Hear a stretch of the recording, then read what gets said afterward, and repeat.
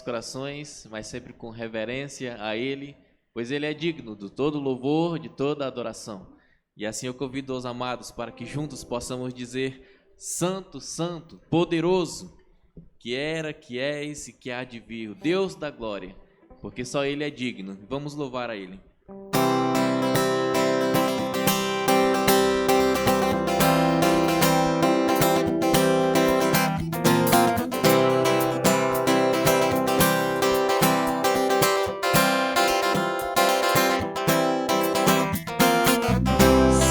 Santo, poderoso, que há de vir. Deus da glória, és tão digno, eu me prostro a ti. Santo, Santo, poderoso, que há de vir.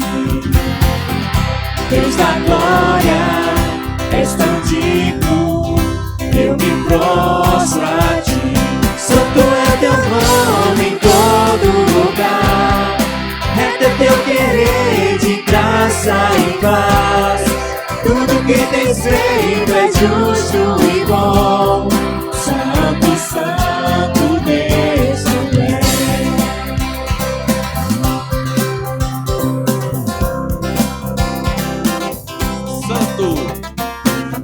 Santo, Santo, poderoso, que há de vir.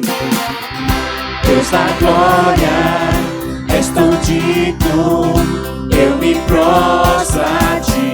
Santo é teu nome em todo lugar, reto é teu querer de graça e paz. Tudo que tens feito é justo e bom. Santo, Santo Deus tu és.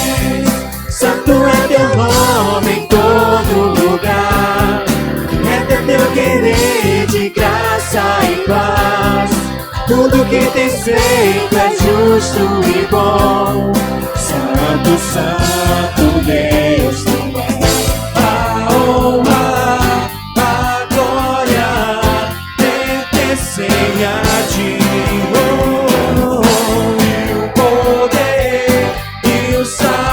São Deus,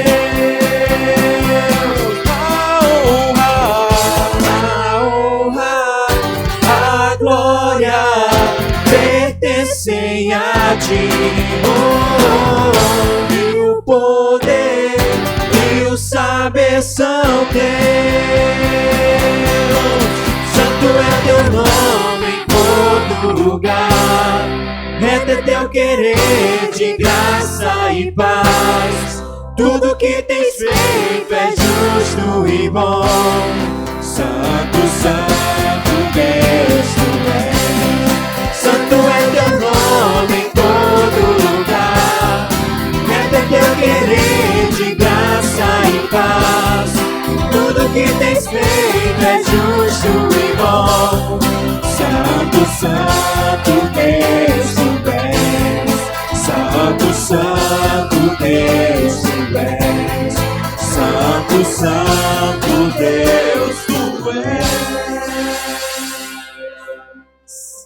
Vamos continuar declarando que Ele é santo, porque o nosso Deus, Ele é digno de receber toda a honra, toda a glória, e assim nós o louvamos, declarando isso, essa verdade. Vamos cantar ao Senhor.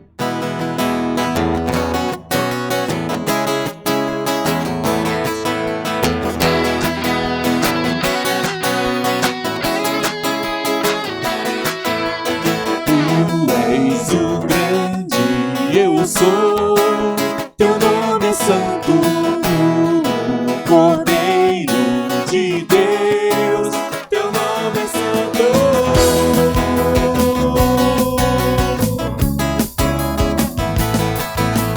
És poderoso, Senhor.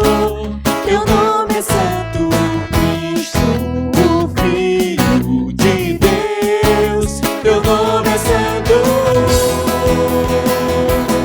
Só em ti seguro estou e perdoado sou. Em teu nome. Só em ti tudo posso sofrer e permanecer em teu nome.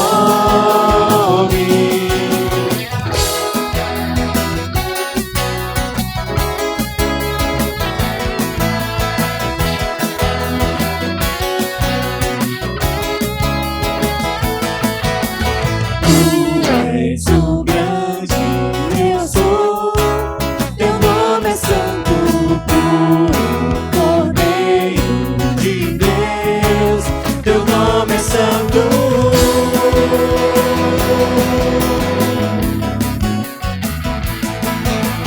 És poderoso, Senhor, teu nome é santo, Cristo, o Filho de Deus, teu nome é santo.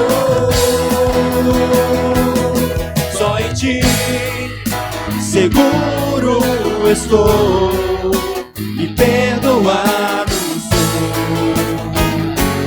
Em teu nome, só em ti tudo posso sofrer e permanecer.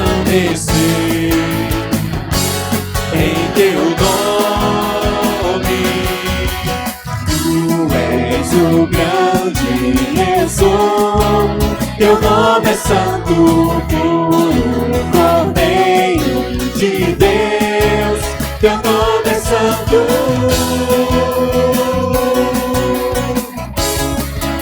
Teu nome é santo.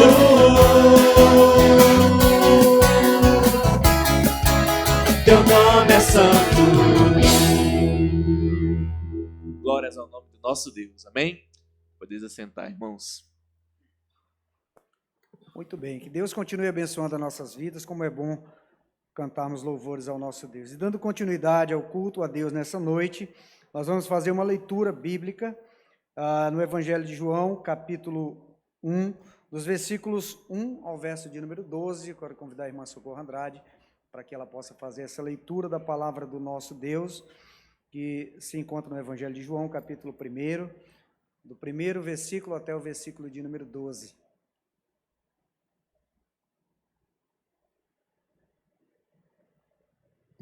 Evangelho segundo João, capítulo 1, iniciando do verso 1 ao 12. Diz assim a palavra do Senhor. No princípio era o Verbo, e o Verbo estava com Deus, e o Verbo era Deus. Ele estava no princípio com Deus. Todas as coisas foram feitas por intermédio dele, e sem ele nada do que foi feito se fez. A vida estava nele, e a vida era a luz dos homens. A luz resplandece nas trevas, e as trevas não prevaleceram contra ela. Houve um homem enviado por Deus, cujo nome era João. Este veio como testemunha para que testificasse a respeito da luz, a fim de todos virem a crer por intermédio dele. Ele não era a luz, mas veio para que testificasse da luz, a saber, a verdadeira luz que, vinda ao mundo, ilumina a todo homem.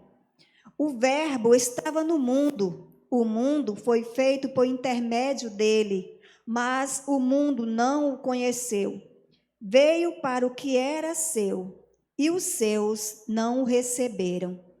Mas a todos quantos o receberam, deu-lhes o poder de serem feitos filhos de Deus, a saber, aos que creem no seu nome. Que Deus aplique a sua palavra em nossos corações. Amém.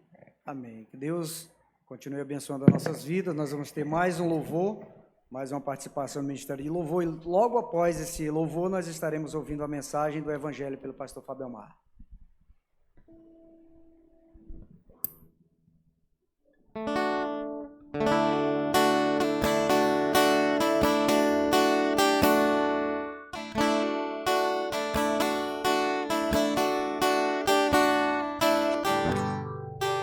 Ele não tinha qualquer beleza, majestade pra nos atrair.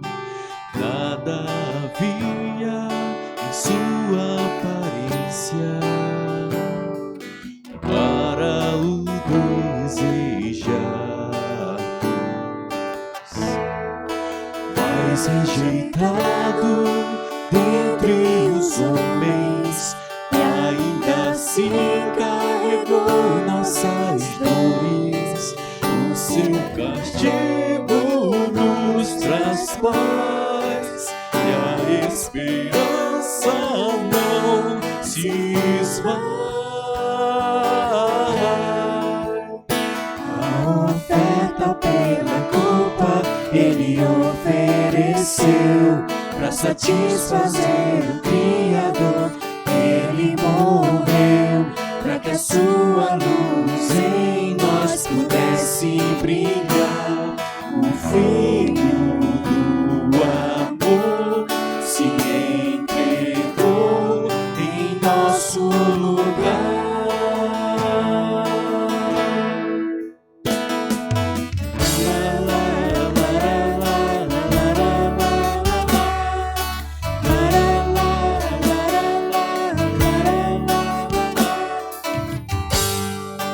Mas rejeitado dentre os homens, ainda assim carregou nossas dores. O seu castigo nos traz paz, e a esperança não se esvai. A oferta pela culpa Ele ofereceu pra satisfazer o Criador. Ele morreu pra que a sua luz em nós pudesse brilhar. O Filho do amor se entregou em nosso lugar. És o Cordeiro que pelos nossos pecados foi esmagado, sem dizer uma só palavra. Se entregou aos cravos, derramou sua vida até a morte, provando a ira amarga pra nos dar sua doce graça e nos fazer viver.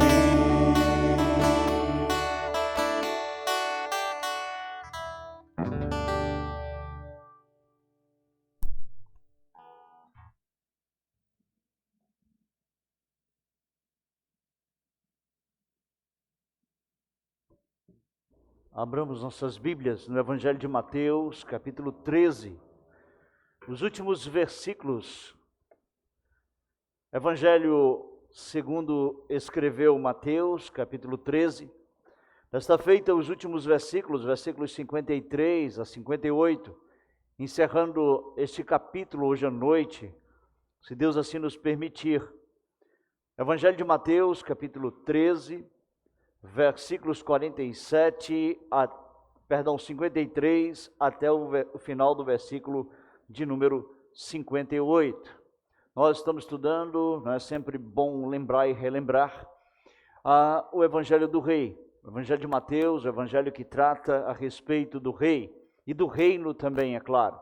E hoje à noite nós vamos ver o tema, o Rei é rejeitado pelos seus. Por isso a leitura, não é? Ali no Evangelho de João, talvez você não tenha conectado as coisas, não é? Mas o versículo 12 trata justamente, não 12, 10 e 11 tratam dessa rejeição do Filho de Deus, do Rei. E aqui em Mateus, o texto que eu vou ler nesta noite, vai tratar justamente disso, desta rejeição. Ele prega na cidade natal dele e ele é então rejeitado. Vamos orar ao Senhor. antes da leitura do texto. Pai, muito obrigado por esta noite. Mais uma vez nós rendemos graças ao Senhor e obrigado porque nós podemos te adorar, te cultuar, que possamos fazer com alegria e santa reverência. Nós agradecemos pela vida de cada um dos irmãos e também amigos que se encontram aqui conosco, por aqueles que nos ouvem através da Rádio Cidade e aqueles que estão nos assistindo nesse momento. Que o Senhor possa ajudá-los, guardar cada coração e não somente guardar cada coração, abrir estes corações para entender a tua voz e a tua palavra. Nós te agradecemos, oramos ao Senhor, pedindo que a tua graça seja conosco, em nome de Jesus. Amém. Mateus 13:53 diz assim: tendo Jesus proferido estas parábolas, retirou-se dali e, chegando à sua terra, ensinava-os na sinagoga, de tal sorte que se maravilhavam e diziam: de onde lhe vem esta sabedoria e esses poderes miraculosos? Não é este o filho do carpinteiro? Não se chama sua mãe Maria e seus irmãos Tiago, José, Simão e Judas? Não vivem entre nós todas as suas irmãs? De onde lhe vem, pois, tudo isso? E escandalizavam-se nele. Jesus, porém, lhes disse: não há profeta sem honra, senão na sua terra e na sua casa. E não fez ali muitos milagres por causa da incredulidade deles. No último domingo, nós estudamos as duas últimas parábolas do reino que estão inseridas no capítulo 13.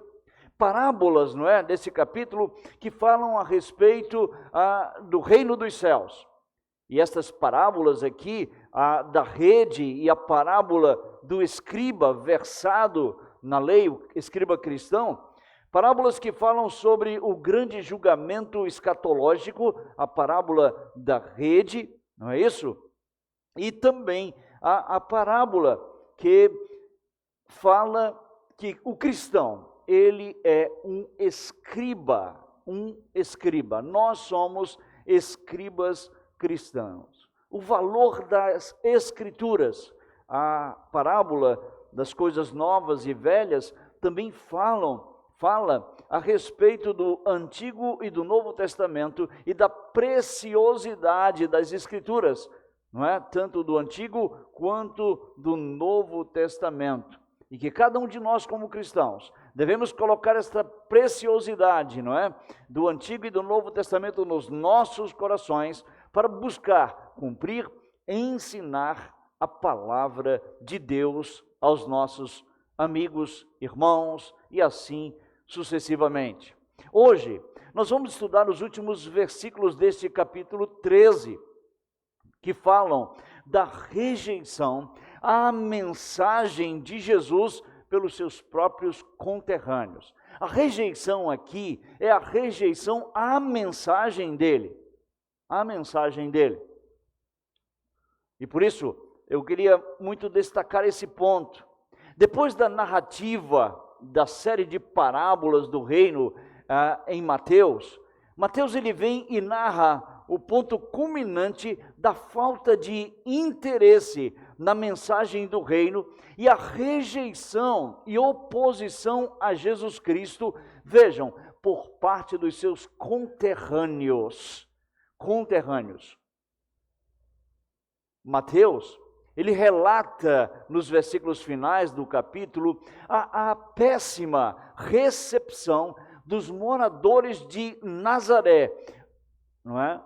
Quanto à pessoa e à palavra, a mensagem de nosso Senhor e Salvador Jesus Cristo.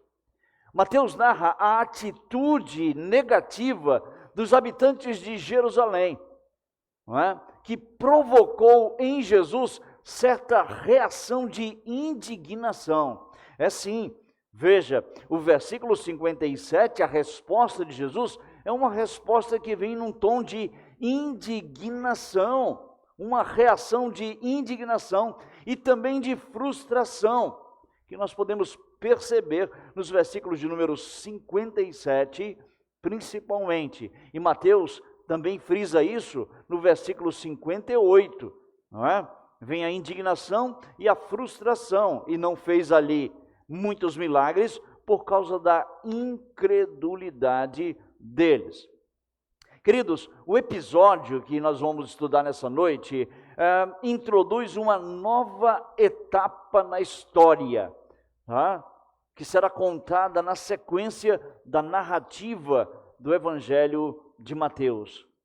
Aqui, a partir daqui, vai abrir uma nova etapa na história da narrativa de Mateus. Nós temos mais uma sessão que finda e inicia uma nova sessão neste Evangelho. E você vai já ver essas coisas daqui a pouco.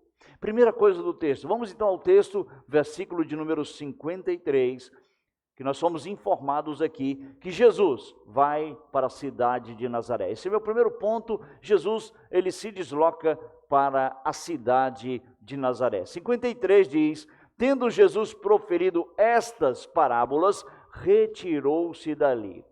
Veja, pela terceira vez, Mateus usa a expressão, tendo Jesus proferido essas palavras, ou parábolas, porque as parábolas são palavras. Pela terceira vez, ele se utiliza dessa expressão. Sabe por quê? Porque essa expressão, ela divide o Evangelho em 5 seções principais. São os 5 sermões que eu já tenho falado desde o início, não é? Que estão contidos neste Evangelho. E marcam essas seções, não é? Essa expressão, ela divide o Evangelho nessas 5 seções principais. Eu posso provar isso para você, mostrando que você vá comigo até Mateus capítulo 7, versículo de número 28. Diz assim: quando Jesus acabou de proferir estas palavras, ok? E nós vamos encontrar cada uma dessas expressões dividindo, ok? Essas seções que Jesus coloca diante de nós e também, ok? Diante dos seus ouvintes neste Evangelho.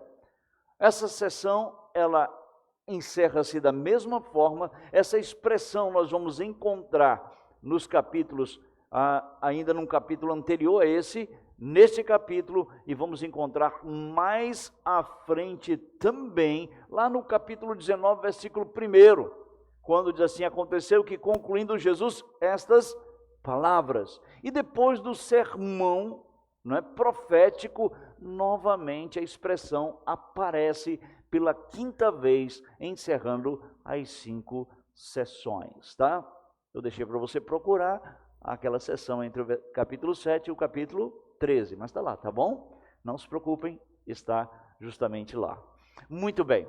Então o versículo também não somente divide, não é? Essa expressão não somente divide junto com o versículo as 5 sessões principais do Evangelho, mas também o versículo aqui nos informa que Jesus concluiu, ao concluir os seus ensinos, não é?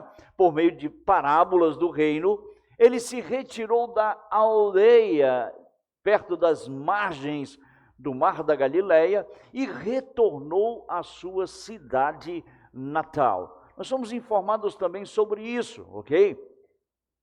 Por que cidade natal? Ele não nasceu, eu e você sabemos que ele não nasceu em Nazaré, não é? Sabemos ou não sabemos? Sabemos que ele nasceu em Belém da Judeia, não é? Mas ele nasceu em Belém da Judeia em decorrência, nós sabemos também, de quê? De que era ordenado um censo e que tinha que ir para lá. Por isso ele nasceu na cidade de Belém. Mas a cidade de Nazaré foi onde Jesus cresceu. De Belém, ele vai morar, residir, fixar residência, seus pais, na cidade de Nazaré. Foi em Nazaré que Jesus ele foi criado. Foi em Nazaré que ele foi o menino, não é, que brincou com outros meninos. Foi ele o adolescente que esteve morando em Nazaré.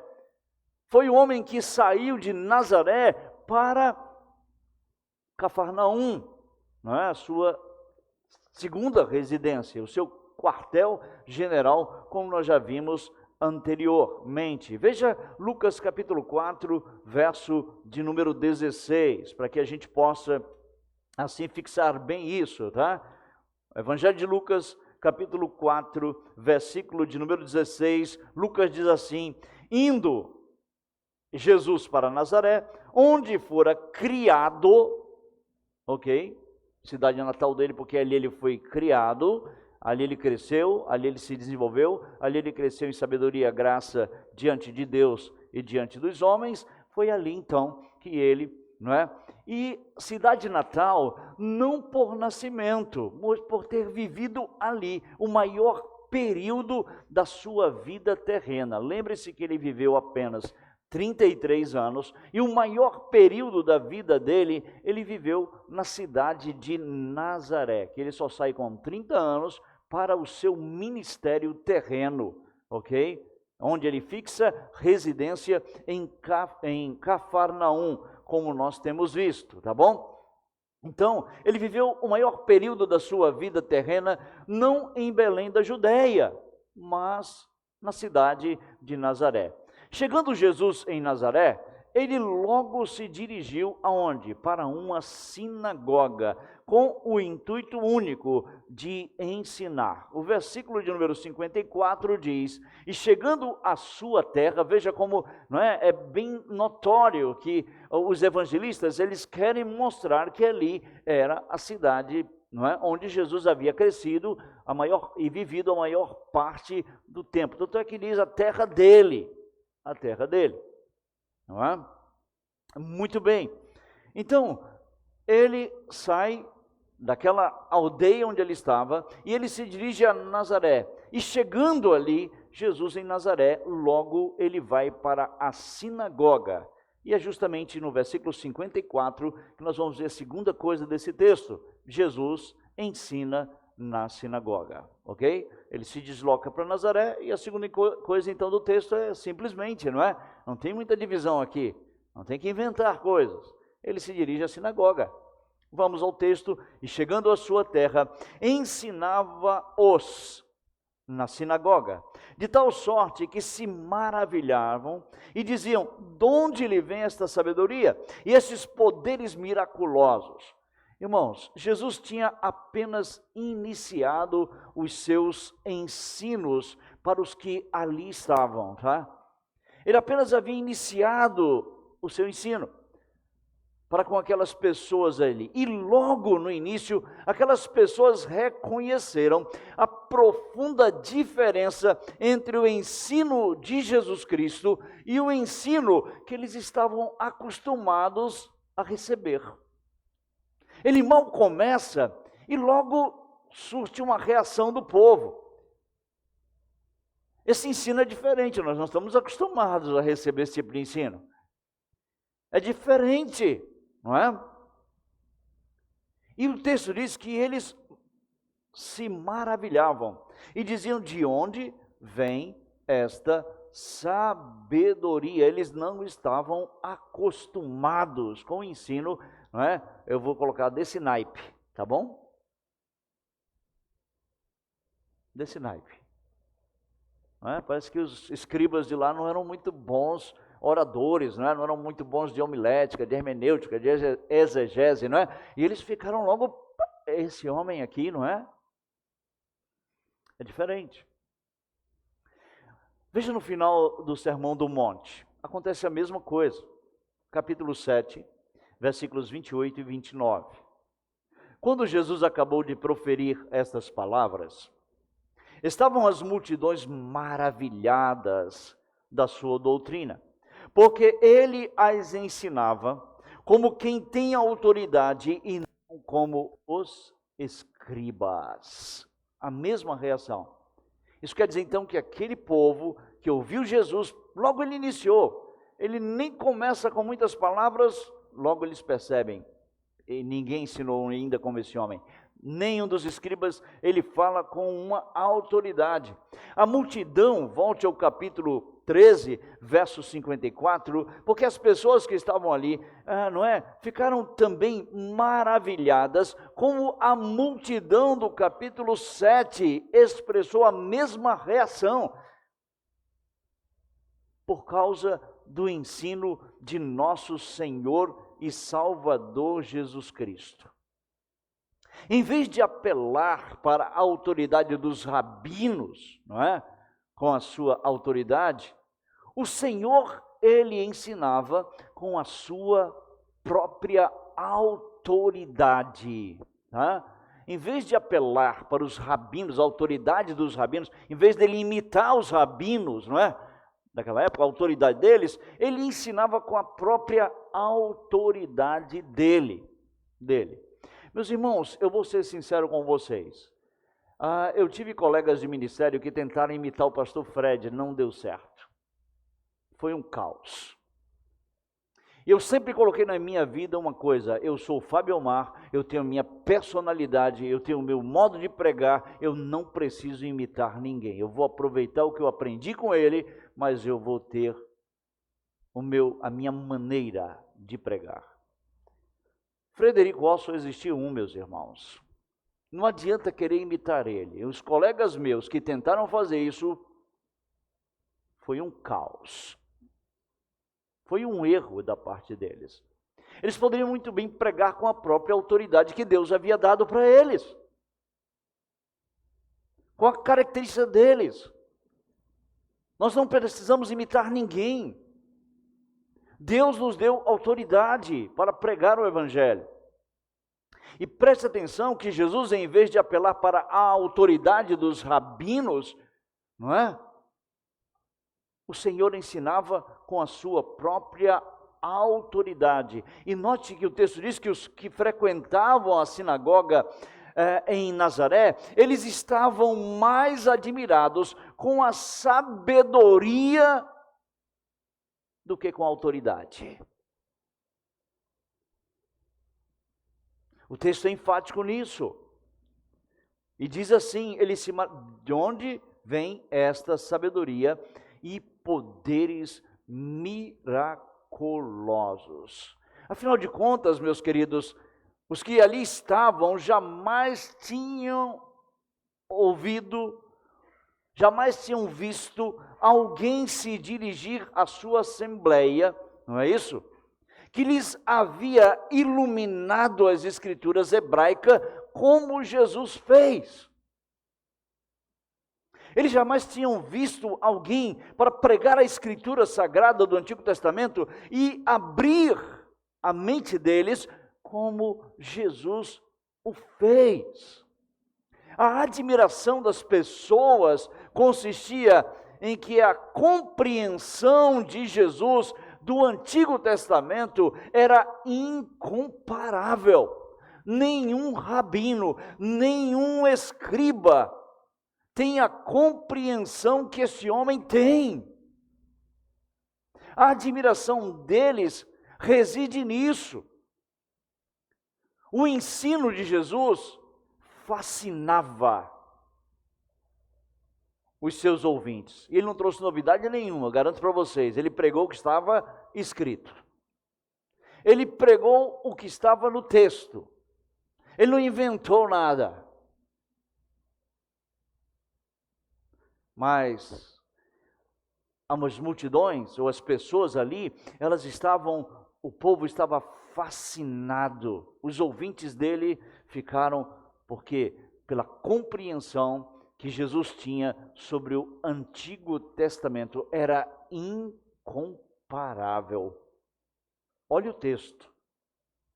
Se maravilhavam e diziam: de onde vem? Não é de nenhum desses rabinos que tiveram por aqui.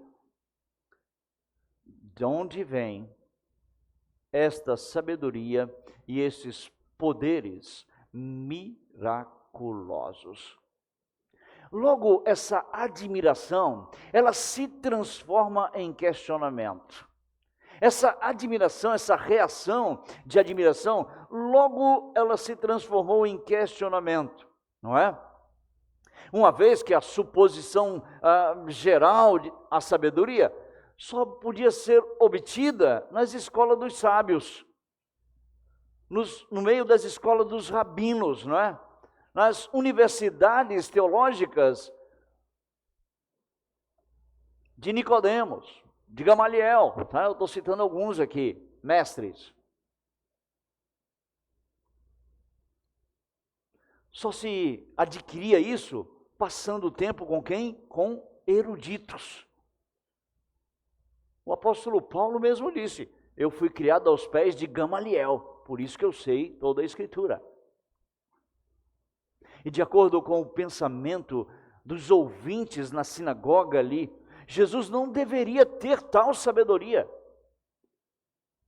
A compreensão deles era que Jesus não podia, não deveria ter tal sabedoria. Por quê? Porque ele não havia frequentado nenhuma escola rabínica. Ele nunca esteve aos pés de nenhum erudito.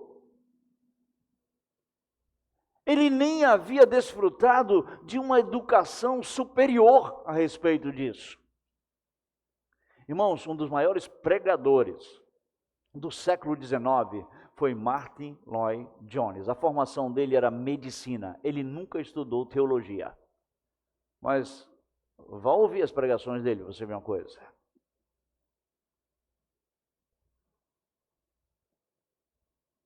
Ele não era formado em teologia, era em medicina. Mas ele era médico da rainha Elizabeth, a que morreu. E ele deixou de ser médico da rainha da Inglaterra para pregar a palavra de Deus. E a formação dele era medicina, não era teologia. Então o que eu quero colocar para você é que na concepção daquele povo, Jesus não deveria ter tal sabedoria. Esse homem nunca frequentou uma escola dos rabinos, ele nunca esteve estudando com Gamaliel, ele nunca esteve estudando com o próprio Nicodemos, ele nunca esteve numa escola de rabinos, ele não tem educação superior. Como é que ele fala desse jeito? De onde é que vem essa sabedoria? Não é? Os seus ouvintes, eles estavam igualmente perplexos sobre a fonte, veja, do poder da palavra e do poder dos milagres do Senhor Jesus Cristo. Final do versículo 54, de onde vem esta sabedoria em palavras e esses poderes por meio dos sinais que ele faz. O texto não relata nenhum sinal, não é? O texto não relata que ele fez nenhum sinal. Certamente, eles ouviram dos sinais que Jesus fizera até aqui. Até aqui. E ao verem a sabedoria, meus queridos, e os milagres de Jesus, os que estavam na sinagoga entenderam que as palavras de Jesus eram tão extraordinárias quanto as suas obras. As palavras eram tão extraordinárias quanto as obras. Tem gente que dá mais ênfase a milagres, não é? E esquecem da palavra, não é isso? Mas aquela multidão estava bem ciente do poder da palavra e do poder dos sinais de Jesus Cristo. Por quê? Eu já ensinei várias vezes, porque os sinais confirmavam o quê? A palavra. Meus queridos, sinais são para comprovar a palavra. Os sinais comprovavam, tanto Jesus quanto os apóstolos, que o que eles estavam pregando era verdade. Sinais não salvam. Não salvam. Uma pessoa pode ser curada, pode receber um milagre e não ser salvo. E tem muita gente que recebeu o milagre e nunca foi salvo. Mas bem, então nós tivemos até aqui o quê? Jesus indo para Nazaré. Jesus ensinando na sinagoga, não é? E a próxima coisa são os questionamentos dos ouvintes na sinagoga. Vamos aos versículos 55 e 56, porque o que vem em seguida é justamente o questionamento, ou os questionamentos, não é? Dos ouvintes de Jesus na sinagoga. O texto diz assim, versículo 55, não é? Vejam, aquela reação, não é, de admiração se transforma em quê? Questionamento. Não é este o filho do carpinteiro? Não se chama sua mãe Maria e seus irmãos Tiago, José, Simão e Judas? Não vivem entre nós todas as suas irmãs? Então tem mais de duas. Tá? Não é mais de uma não, é mais de duas mesmo. Não errei não. Tá? Donde lhe vem, pois, tudo isso? A admiração se transforma em indagação, questionamentos. A série de perguntas que foram geradas pela perplexidade dos ouvintes, não é? Ao juntarem a sabedoria com os milagres de Jesus. Eles juntam a sabedoria e o milagre e surge uma série de questionamentos. De onde veio esta sabedoria e de onde veio esses milagres?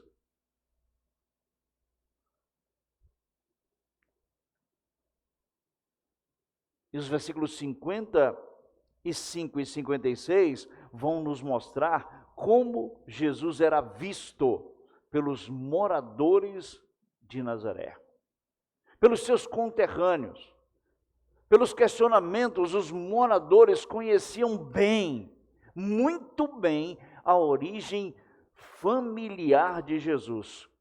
Conheciam muito bem os seus pais e os seus irmãos. É ou não é? Logo que eu cheguei aqui, não é? A gente conhecia mais um ou outro, não é verdade?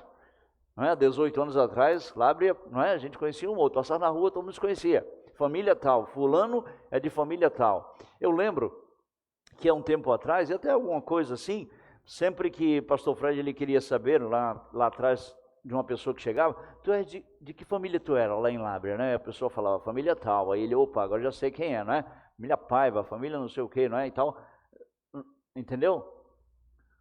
Mas hoje Lábrea cresceu muito, né?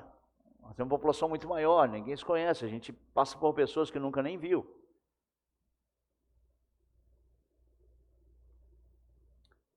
Mas preste atenção, que os moradores de Nazaré conheciam muito bem a origem familiar de Jesus.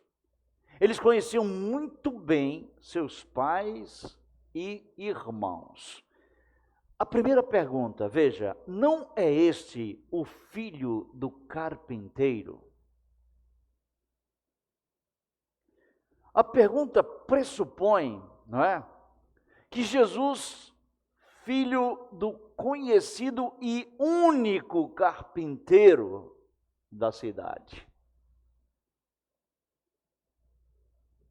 Irmãos, algumas pessoas dizem que Jesus foi carpinteiro. Eu não tenho esse dado, tá bom? Biblicamente. Eu sei que o pai dele era. Certamente ele deve ter ajudado. Filho obediente, eu não tenho dúvida que ele ajudava o pai dele na carpintaria. O texto nos informa que José era carpinteiro.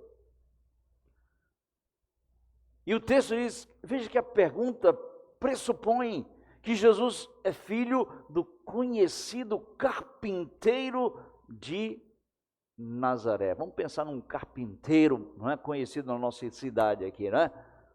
Eu tenho um amigão que é muito conhecido na nossa cidade. Você quer falar de carpintaria, eu não estou fazendo comercial para ele nem desprezando os outros carpinteiros, tá bom? Pouco serviço eu fiz com ele, mas é meu amigão, Manuel do Elcio. A gente fala em Lábrea, carpintaria, carpinteiro, a gente pensa em, geralmente, não é isso? Um homem que eu respeito muito, amo muito, meu amigão. A gente não pode passar um pelo outro que tem abraço, beijo, né, e saudação. Conhecido. Talvez muitos de vocês não sabiam disso, não é? Mas saibam disso. Tá? Saibam disso. No entanto, nós sabemos que José não é o pai biológico de Jesus Cristo. Correto? Conhecido como filho do principal carpinteiro, único e principal carpinteiro da cidade de Nazaré. No entanto, nós sabemos que Jesus não era o pai biológico de José. Jesus é filho de Deus, concebido pelo Espírito Santo. Nós já estudamos isso. No ventre de Maria, o Emanuel, nascido da Virgem, como nós estudamos anteriormente nos capítulos iniciais. Nós sabemos que José não era o pai biológico. Jesus, ele foi gerado pelo Espírito Santo no ventre da Virgem Maria, meus queridos. Jesus é o Emanuel, nascido da Virgem. Segunda pergunta, veja, não se chama sua mãe Maria? Em outras palavras, nós não sabemos tudo sobre a ascendência dele. É só ler o capítulo 1, verso 1, nós vamos ver Jesus, filho de Abraão, filho de Davi, filho, Maria no final. Nós não sabemos que família ele era, é isso que ele está dizendo. Nós não sabemos de que família ele era. Nós não sabemos, assim, sua mãe não se chama Maria. Em outras palavras, não sabemos a sua ascendência. Que ele era da família tal, da tribo tal. Terceira pergunta. Seus irmãos e irmãs não vivem entre nós? Ele não cresceu no meio de nós, é isso que ele está falando. Eles estão dizendo. Nós não sabemos que os seus parentes são nossos conterrâneos. Nós temos aqui os detalhes da história humana de Jesus, que são um testemunho valioso isso aqui. Detalhes aqui da história humana de Jesus, que são um testemunho valioso, tá? Primeiro, valioso, tá? Para mostrar a sua verdadeira e real humanidade. Para mostrar que ele era o quê? Humano. Valioso, né? Porque mostra também a sua real divindade, testemunhada pelo povo, por meio do seu ensino, seu poder, que transcende a capacidade humana. Meus queridos, esse texto é valiosíssimo, porque apresenta a humanidade de Cristo e a divindade de Cristo. Jesus é homem e ele é Deus. 100% homem, 100% Deus. Deus. Homem, porque é dado seus familiares, e Deus, porque o texto fala de uma sabedoria e poder que transcende a capacidade humana. Tanto é que Nicodemos chega com ele assim: mestre, sabemos que tu vem da parte de Deus, porque ninguém pode fazer os milagres que tu fazes se Deus não estiver com ele. Mas vamos aos nomes. 4 nomes são mencionados aqui. Preste atenção no texto. 4 nomes são mencionados, ok? E 2 deles nós podemos identificá-los, tá? 2 podem ser identificados, ok? Primeiro, Tiago. O texto vem e diz assim: Tiago, tá? Que posteriormente é chamado de irmão do Senhor. Abra sua Bíblia em Gálatas, capítulo 1, Tá? Primeiro que a gente pode identificar logo é esse aqui, né? Que posteriormente é chamado de irmão do Senhor. Gálatas, capítulo 1, versículo 19 diz assim: E não vi outro dos apóstolos, senão Tiago, irmão do Senhor, e não discípulo. Tiago, o discípulo, já tinha morrido. Irmão do Senhor. A identificação aqui é clara.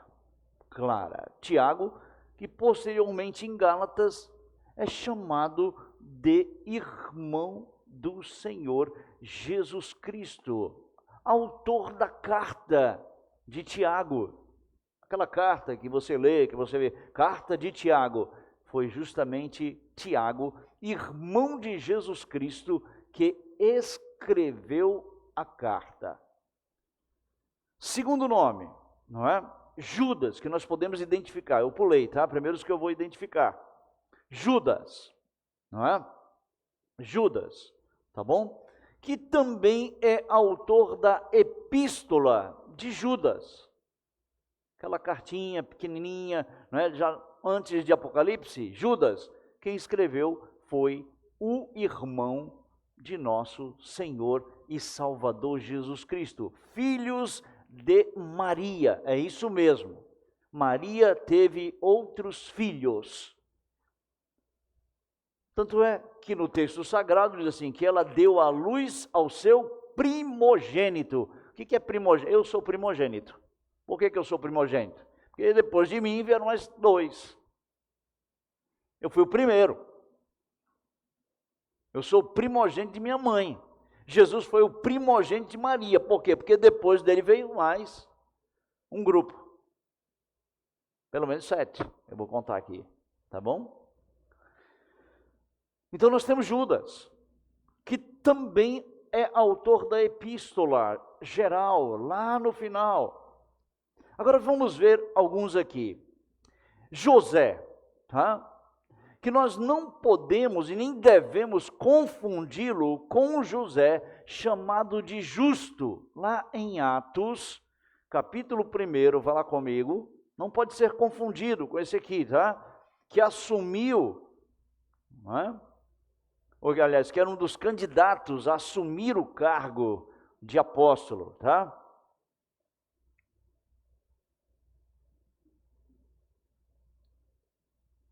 Ainda falando sobre Tiago, Tiago ele foi o líder da igreja em Jerusalém. É só você ver Atos capítulo 15. Ele era o líder, não era Pedro não, era Tiago, que era o líder da igreja. Atos capítulo 15, vai estar lá registrado.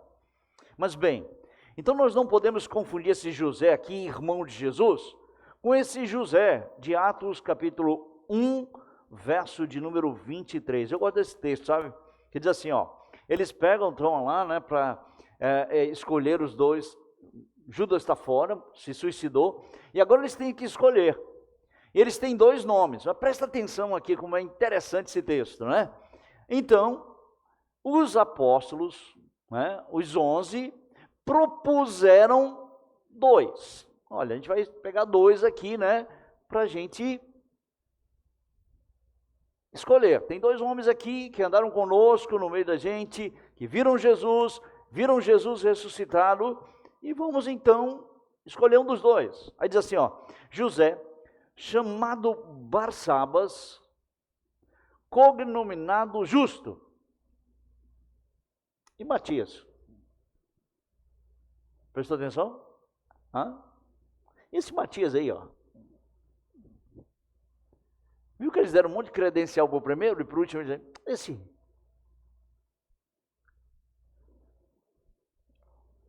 Desculpa a expressão. Esse é ninguém. Que é o Matias. Aí lançaram sortes. Quem foi que Deus escolheu? Porque Deus escolhe os humildes, os fracos, os que nós não prestigiamos. Que lição para a gente, não é? Hã? Se eles fossem escolher, quem eles tinham escolhido? Seja sincero. Se eles fossem escolher, quem eles iam escolher? Eles lançaram sorte para saber quem Deus ia escolher. Quem foi que Deus escolheu? Devem ter ficado tudo decepcionados, não é não? Nós não podemos confundir este homem que é colocado aqui, José, chamado de justo. Ele tinha as credenciais dele, eu não estou colocando isso. Não estou duvidando das credenciais dele. Mas que o texto deixa bem claro que, mas tem o Matias aí, ele não tem muita credencial não, mas, né? Porque nós somos assim. Irmãos, não podemos confundir com esse homem, tá? E por fim, temos um outro nome de um dos irmãos de Jesus, Simão, que não pode ser Simão Pedro, ponto, tá bom? Não podemos confundir, não deve ser confundido também com Simão, o Zelote. Abra sua Bíblia no capítulo 10 de Mateus, volta um pouquinho. Nós não podemos confundir esse Simão, tá? Com Simão Zelote, que fazia parte do grupo dos 12. Capítulo 10, verso 4, diz: Simão o Zelote. Então nós não podemos confundir Simão, irmão de Jesus Cristo, com Simão o Zelote, tá? Que era discípulo e não irmão. Discípulo é discípulo, irmão é irmão, primo é primo, não confundam essas coisas. Tá? O fato é que os nomes são dados. O fato principal aqui não é identificá-los. O fato principal aqui é que os nomes são dados, os nomes dos familiares de Jesus Cristo nos são fornecidos. E mostra para nós quão bem conhecida era toda a família dele na cidade de Nazaré. É ou não é? A família dele. E diz assim ainda, versículo 56, não vivem entre nós todas as suas irmãs? Veja como essa família, Jesus era conhecido, a família dele era muito bem conhecida.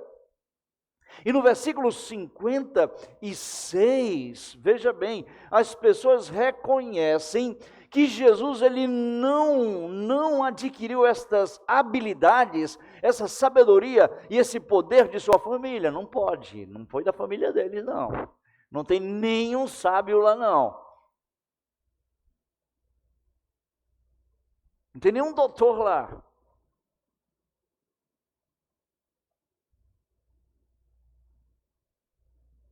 Não é? E eles não conseguem compreender a natureza messiânica de Jesus Cristo. Eles deveriam olhar para todos esses fatores e não, ele é Deus, não tem outro meio, ele é o Messias prometido, mas eles não conseguem assimilar isso. Não conseguem.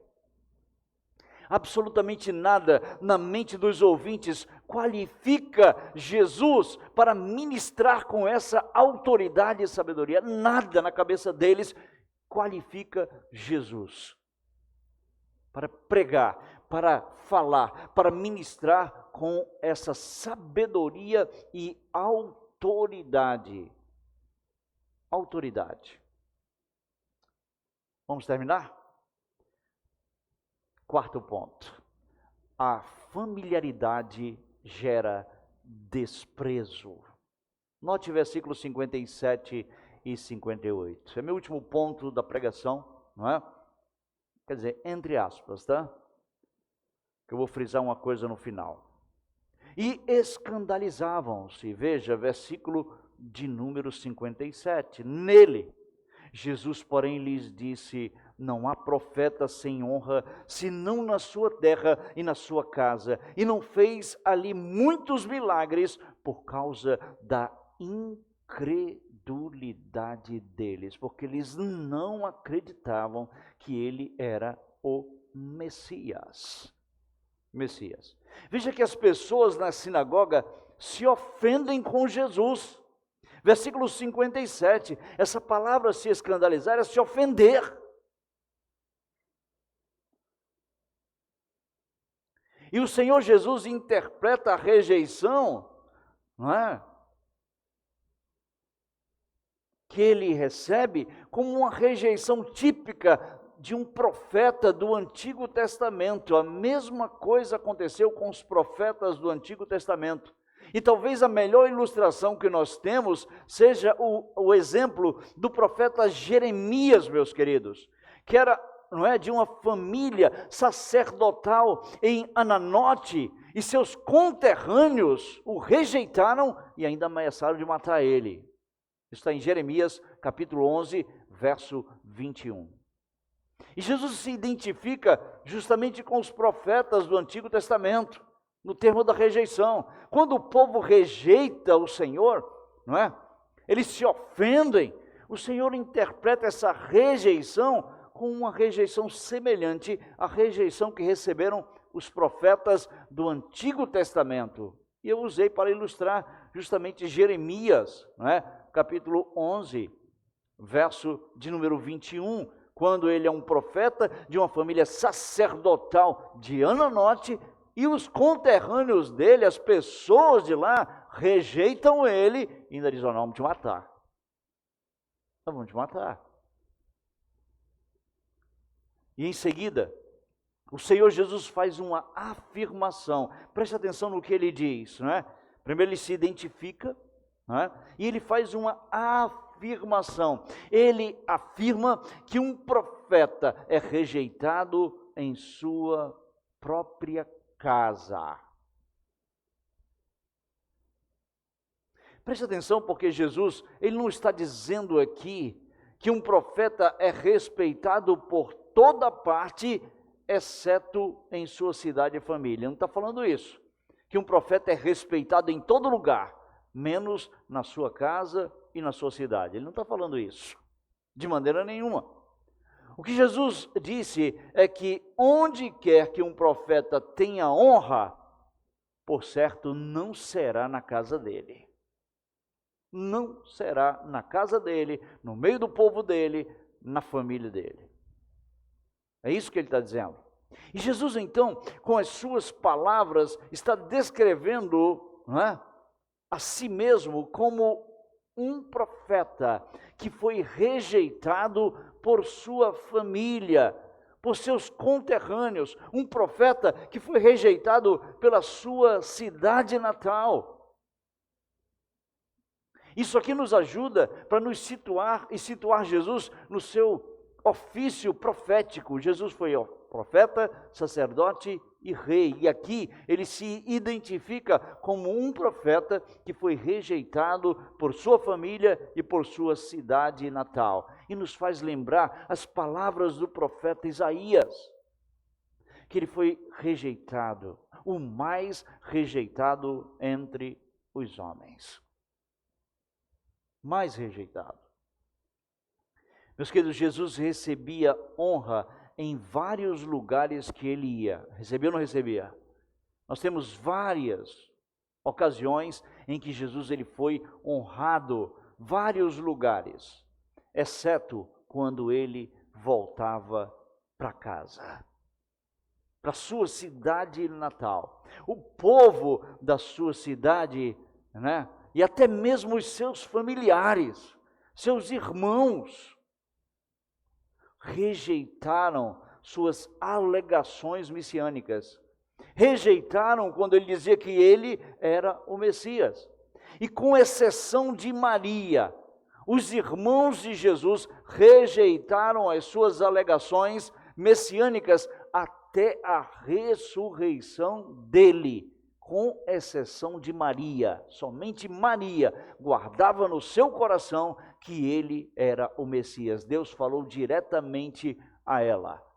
Mas com exceção dela, todos os irmãos dele rejeitaram que ele era o Messias até a ressurreição dele. Atos capítulo 1, verso 14. É quando nós podemos olhar lá que estavam reunidos os discípulos com as mulheres e os irmãos de Jesus. Agora sim, os irmãos dele se converteram, porque viram ele ressurreto dentre os mortos.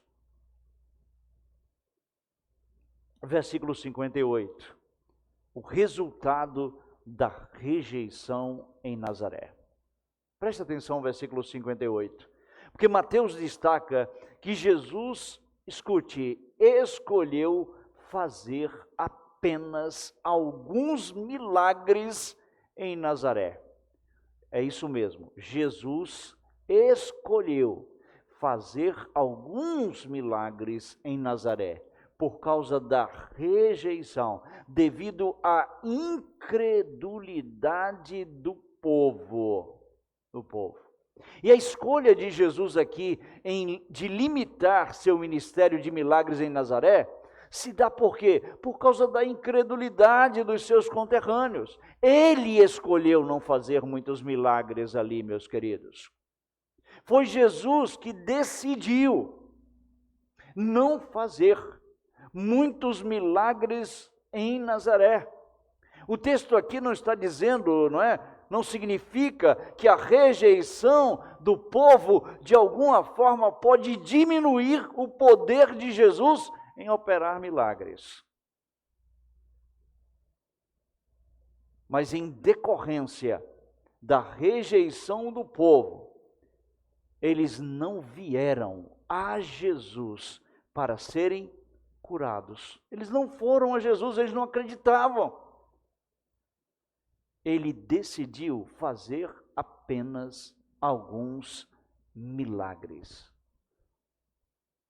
Incredulidade não impede, não bloqueia, não anula o poder de Deus, meus queridos.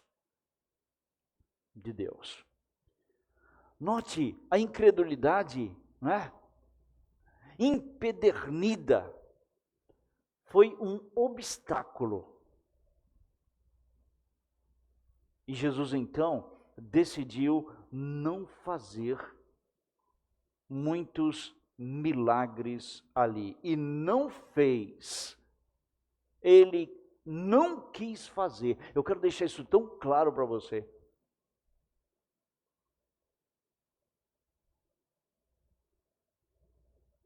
Porque a incredulidade não impede do Senhor Jesus Cristo operar na vida de uma pessoa. Olha o apóstolo Paulo, incrédulo, no meio do caminho, A incredulidade dele impediu alguma coisa? Não. Cuidado ao interpretar esse texto. Cuidado, Então, por causa da incredulidade, grande parte do povo em Nazaré, não é isso? Ficou sem ser curado, porque Jesus decidiu não curá-los. Não curá-los. E Jesus não precisou provar a sua autenticidade como Messias com milagres. Por quê? Porque o povo rejeitou, sabe o quê? A mensagem dele. A mensagem dele. Rejeitaram o principal, a mensagem. E rejeitando a mensagem, rejeitando a palavra, vão ficar sem o quê? Sem os milagres. Sem os milagres. Porque o milagre comprova a palavra. Vamos concluir? Vamos terminar hoje à noite, ok? E eu quero concluir hoje à noite falando poucas coisas para você. Poucas coisas. E mesmo que o Senhor Jesus Cristo, você é um crente? Se você é crente, preste atenção e lembre-se da parábola anterior. Porque mesmo o Senhor Jesus Cristo, Filho de Deus, ele não alcançou resposta positiva e esperada. Em Nazaré, o Senhor Jesus Cristo, mesmo sendo Filho de Deus, ele não alcançou resposta positiva e esperada. Especialmente, meus queridos, entre aqueles, que eram os mais próximos dele. E esses versículos aqui são uma ilustração de João, capítulo 1, versos 10 a 12, que diz assim: o verbo estava no mundo. O mundo foi feito por intermédio dele, mas o mundo não o conheceu. Veio para os que era seu, e os seus não receberam. Note, mesmo o Senhor Jesus Cristo, sendo o Filho de Deus, ele não alcançou resposta positiva, e especialmente entre os seus conterrâneos e familiares. Versículo 11, João 1,11, veio para o que era seu, mas os seus não receberam. Mas a todos quantos receberam, deu-lhes o poder de serem feitos filhos de Deus, a saber, versículo 12, veja, aos que creem em seu nome, os quais não nasceram do sangue, nem da vontade da carne, nem da vontade do homem, mas de Deus. Você está aqui hoje à noite, talvez você não é um conterrâneo de Jesus Cristo, mas você pode crer nele. Você pode ser diferente dos conterrâneos dele. Hoje à noite você pode recebê-lo, crer nele e não rejeitá-lo como fizeram os seus conterrâneos e familiares naquela ocasião. É a primeira coisa que eu quero deixar com você hoje à noite. E a segunda coisa é o perigo que nós temos aqui. O perigo da intimidade, o perigo da familiaridade, não é? Ser um obstáculo para que as pessoas deem crédito à mensagem. Apesar que reconheçam o ministério, há um perigo muito grande de se familiarizar com as coisas. Muito grande, muito grande. O perigo de nós nos familiarizarmos com o pregador.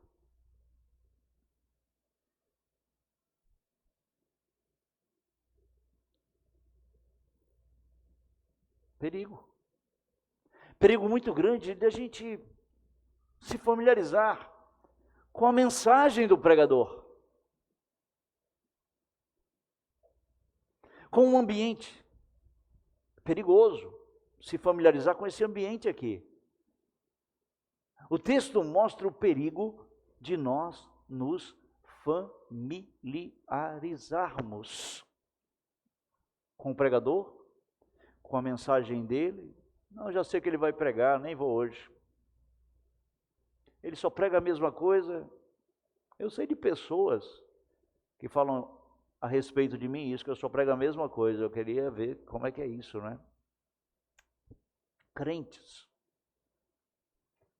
Se familiarizar com o pregador, com a mensagem do pregador, com o ambiente, com as práticas religiosas e, no fim, rejeitar a mensagem do Evangelho.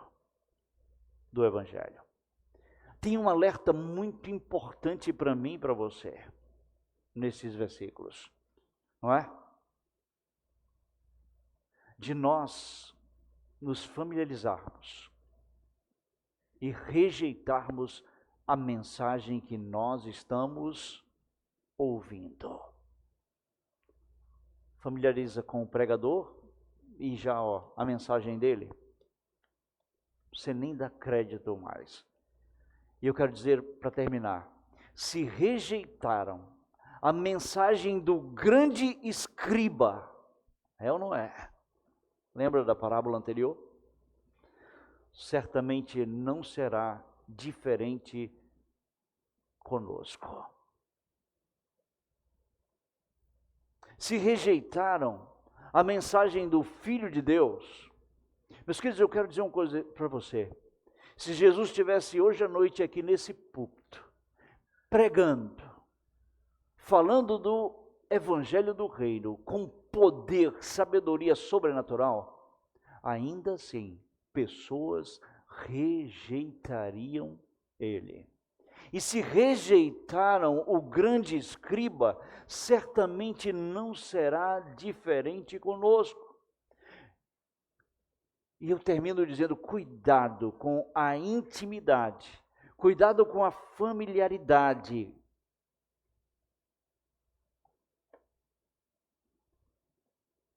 Com o mensageiro e com a sua mensagem. Que Deus te abençoe em Cristo Jesus, nosso Senhor e Salvador. Vão em paz. Amém.